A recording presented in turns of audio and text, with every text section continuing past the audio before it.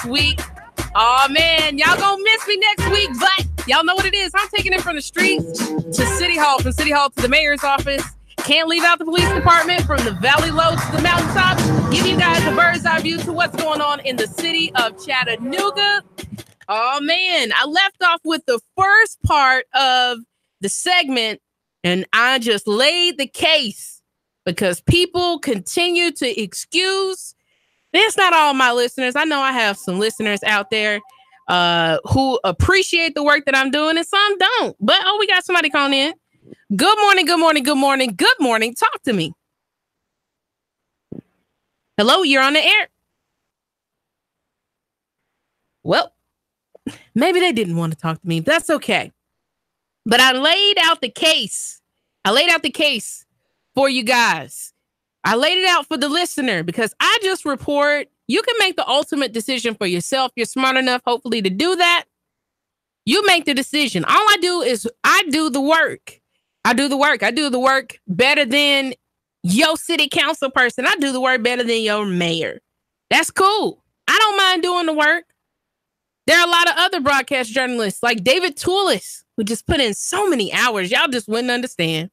We go home after hitting you with the 1-2 punch on the radio. And after we hit you with the 1-2 punch, we come back with some love and some hugs. That's what we do. And my intention fully is to wear people down with information, heartfelt content, experience, as well as just love. Because the reality is, it's just us. If we want to know what justice is, it's just us. Just you and me. I see more people. I continue to say this. I see more people in the community doing the work than I see the people who we pay tax dollars to do the work. It's more people in the community serving the community and doing the work. Your neighbors are doing the work. That's why I let them come up on the show and talk to you guys about what they're doing. Because some of you guys out there really believe that the police department is out here helping you. And in a lot of ways, they're not. It's your neighbor who will come to your aid almost sometimes quicker than the police will, who'll try to help you. That's not a reflection on our police, but we cannot deny what is going on. We can't just pull the blinders and say, well, that's their problem. That's that community's problem. Like the jerk did on the other video, talking about if they go to a high crime area. There is no such thing as a high crime area. Let me say that again. Crime has the capacity to happen anywhere. There's no such thing as a high crime area. There's concentrated crime because you snatch out resources. Because that's the thing. People always want to talk about crime. Let's talk about how crime happens. If you take resources, they've done this study with mice in a laboratory setting. You strip the mice of food and water. You strip them of food and water, and then you start blasting a radio, making noise and sound. The mice will begin to eat and cannibalize. They will turn on other mice. If this has happened to laboratory rats, what do we expect of people? We strip them of resources. You could go into some of these areas of concentrated poverty and in particular segregated parts of the city where there's really no diversity. It's only people of color. You won't find any supermarkets there. You won't find any fruit stands, vegetable stands. You won't find any jobs. You hardly won't find any transportation services. You strip people of just the basic things under Maslow's hierarchy of needs. When you remove all of the things that people need, like food and water and shelter, is it any surprise that those areas will have more concentrated crime, but it's also concentrated poverty and lack of resources there first that causes the crime? And that if I went to East Brainerd to where it's concentrated white people and I removed all of the food resources, I removed all of the schools or turned them into failing schools, I removed all of the housing, or I remove affordable housing. I remove water source. If I remove the resources of any community, it don't matter color, because you go into poor white areas and you see a heavy police presence there as well. You strip people of resources, and there's people are be willing to turn on their own kinfolk. If you're starving and you're hungry, you might consider it. You'll do things that you've never considered doing. Let you lose all your money. Some of y'all will start tricking on the streets and turn yourself out. You need to cut it.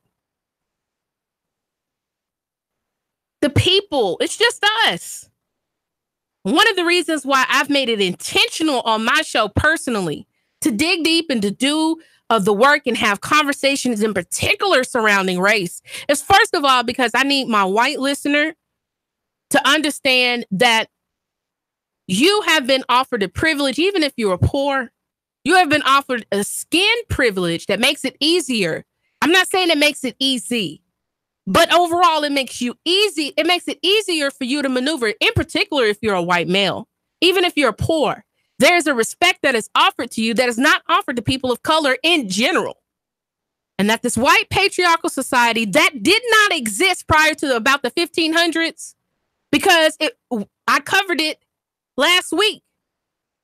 It started off in the colonies originally that it was more white people who were indentured servants than it was black people. They enslaved you at one point too, and that's why I continue to tell you, the listener who just may happen to be white, that do not be comforted by the fact that just because problems are not in your community right now does not mean that it's not on the way, because once upon a time you were enslaved too. You were an indentured servant. So be careful. Be careful.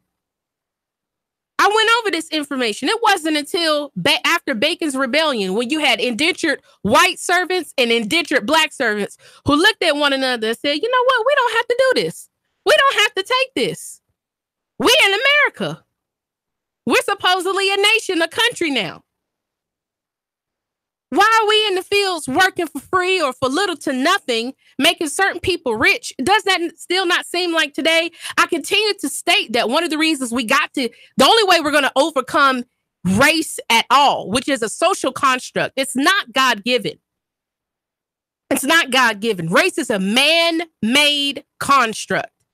The only way we can get over race is with solidarity. I'm not going to fight racism, which is a byproduct of race, categorization of human beings, to give some certain benefits over the other. The only way that we fight racism is not with racism. We fight it with solidarity and understanding that the problems that's on the black person's doorstep or that's on the Hispanic person's doorstep today, after they've locked up as much Hispanic and black people that they can because they got rid of the Native Americans, and if they decide to get rid of us too, who's going to feed the beast? Because understand that our jailing system is a for-profit instance in a business. God never intended it for it to be this way. There once was a world without jails. Can we imagine that? Can we imagine that? There was once a world that had no jails. There was no such thing as bail. There was no such thing as holding people. The Constitution speaks directly against that. That not only do you have a right to a trial, fair counsel, but swift trial. Meaning that it shouldn't take all day for you to be tried. But do we see how congested our judicial system is? And I talked about it on yesterday. One is washing the hand of the other, and they're all in cahoots with one another. Because you look at people like Judge Stillman, who's let one officer who's been accused or who was brought up on charges of drinking under the influence, who knows better? Who knows better? That's why I hold the police accountable more than you. I would never hold you to the same standard I would hold to a police officer, because I'm sure any officer who has served long enough, they probably gone to a wreck, or they probably pulled over somebody, or they probably arrested somebody who might have killed someone or hurt someone or injured someone because they were drinking and driving.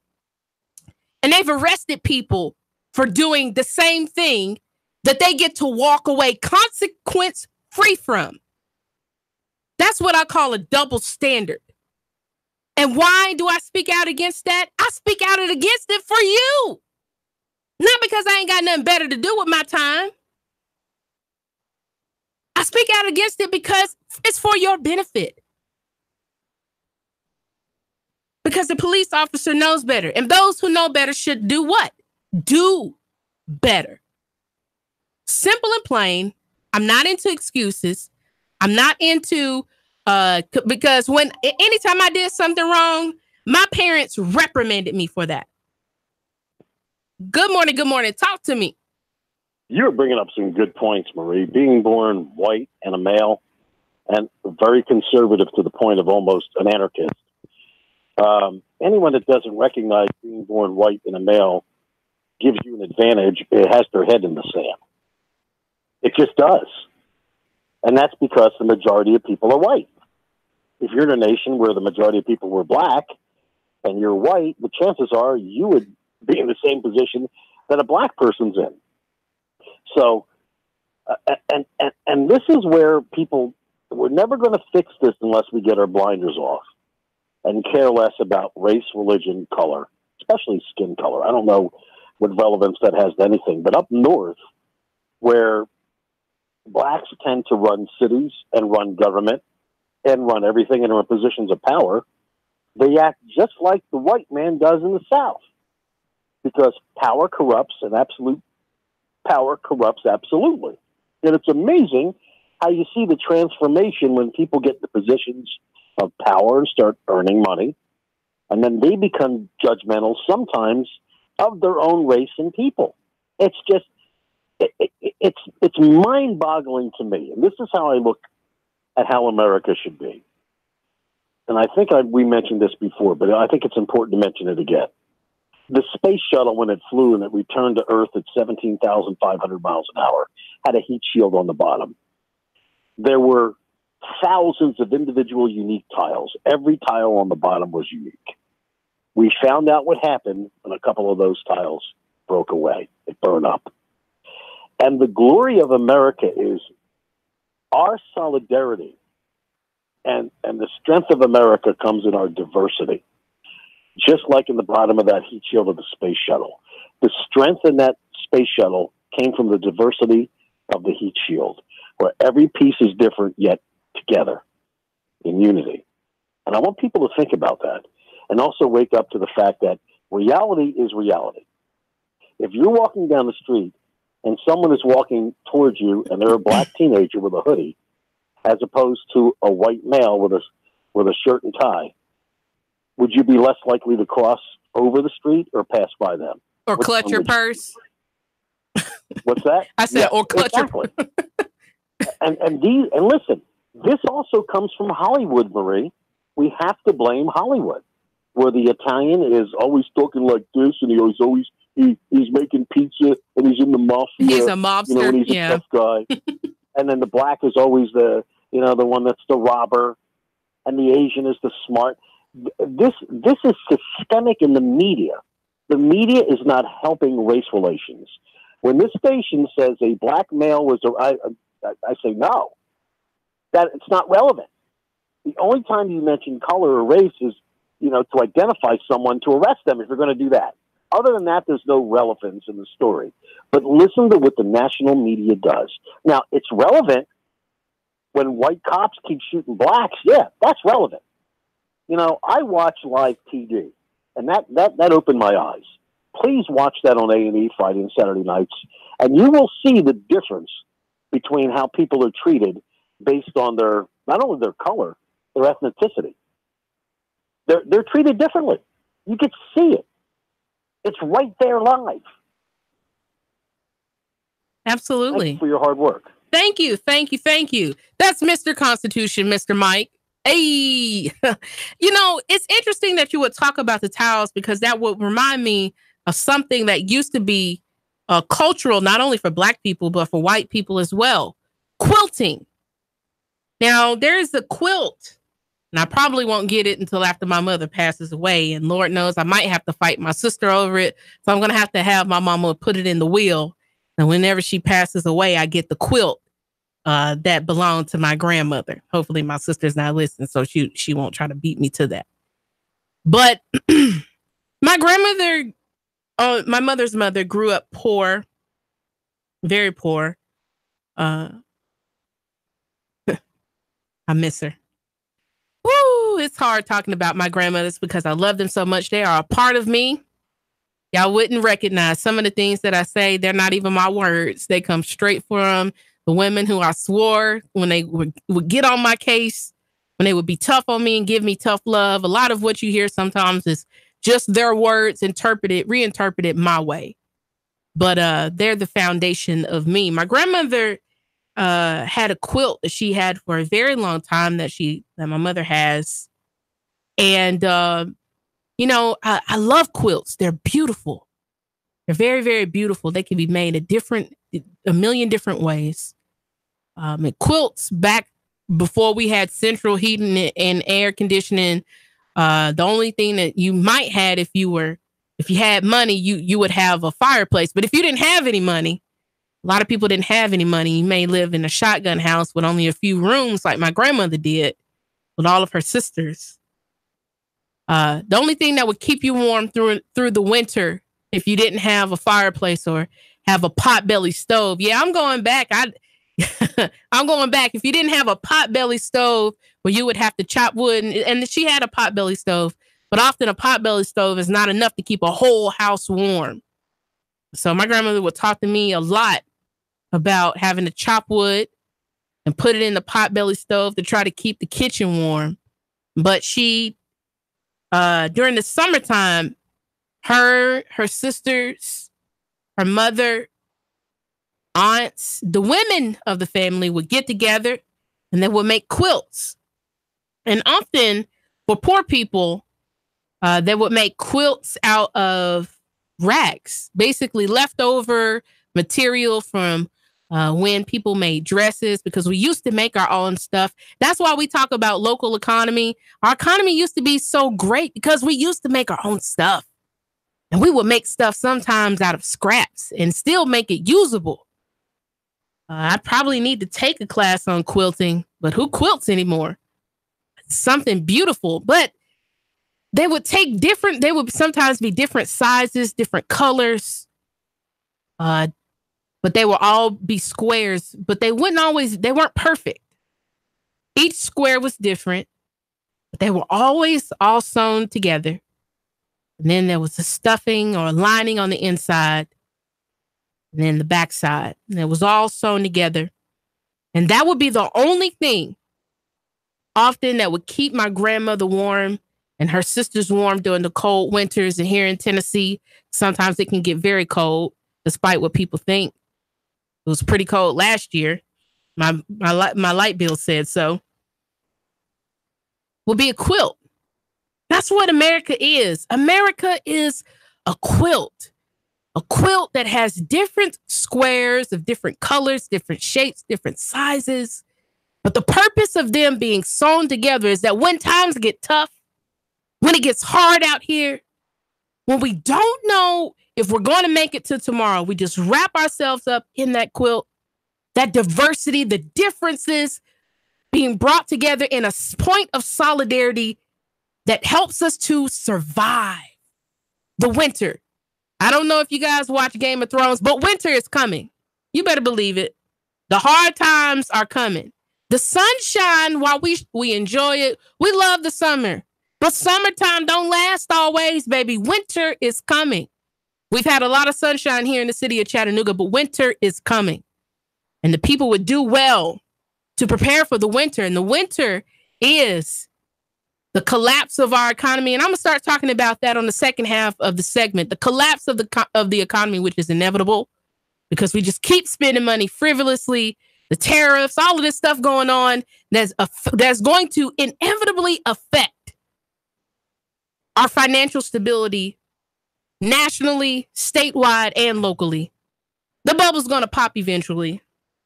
It's going to get real, real tricky out here after a while. I don't know when it's going to happen, but it's coming.